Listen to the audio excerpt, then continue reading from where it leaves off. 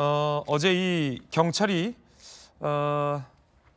흉기 습격 사건 용의자에게 총을 발사한 이 일도 보도가 되고 있는데요. 저희가 CCTV 영상을 좀 준비했습니다. 함께 보시죠.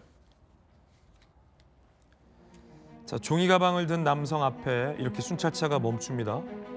순찰차에서 내린 경찰관 2명이 남성에게 접근하다가 뒷걸음질을 치죠. 남성이 흉기를 꺼내던 겁니다. 이렇게요. 흉기를 들고 계속 위협하며 접근하자 경찰은 이렇게 발차기를 하면서 넘어집니다. 넘어진 두 사람이 거리를 벌릴 때 순경이 테이저건을 쏩니다. 하지만 이 두꺼운 외투로 인해서 효과가 없어요. 계속 멀쩡하죠. 공포탄을 쏴도 난동은 이어지고 결국 실탄을 쏜 뒤에야 남성이 바닥에 쓰러집니다. 자, 이후 다시 일어나더니 자리를 뜬 남성. 경찰관이 쏜 테이저건을 맞고야 제압이 됩니다. 자, 목격자 이야기 한번 들어보시죠. 새벽에 3시 총소리가 빵빵 세 번 나. 그래서 내가 나가보려다가 무서워서 안 나갔는데 소리가 얼마나 컸어요? 이 건축 소리만 이렇게 빵빵 몇 번이나 울렸어? 3번. 그래서 내가 이거 뭔 소리냐, 이거 뭔 일이지 않냐. 그러고는 뉴스에서 사고 났다고. 자, 이 경찰관도 크게 다쳤고요. 이 흉기를 휘두른 남성은 사망을 했습니다. 함께 보시죠. 자, 여성이 신고받은 경찰관 2명이 현장에 출동했고 흉기로 A의 경감의 얼굴 쪽을 공격을 했습니다. 옆에 있던 순경이 테이저건을 쐈지만 효과가 없었고 경감이 공포탄을 발사했지만 이 흉기 난동범이 멈추지 않았어요. 계속 공격을 합니다. 결국 경감이 실탄을 발사했고 흉기를 휘둘렀던 남성은 사망했고요. 경감은 얼굴과 목에 중상을 입게 됐습니다. 자, 이 사건을 두고 실탄 사용의 어떤 적절성 논란이 일고 있다고 하는데 글쎄요. 이 정도면 실탄을 경찰관이 써야 하는 게 맞는 상황으로 보이는데 김정은님 어떻게 보십니까? 일단은 테이저건 그다음에 공포탄, 실탄 순서로 갔기 때문에 네. 저는 매뉴얼대로 잘 대처했다고 생각합니다.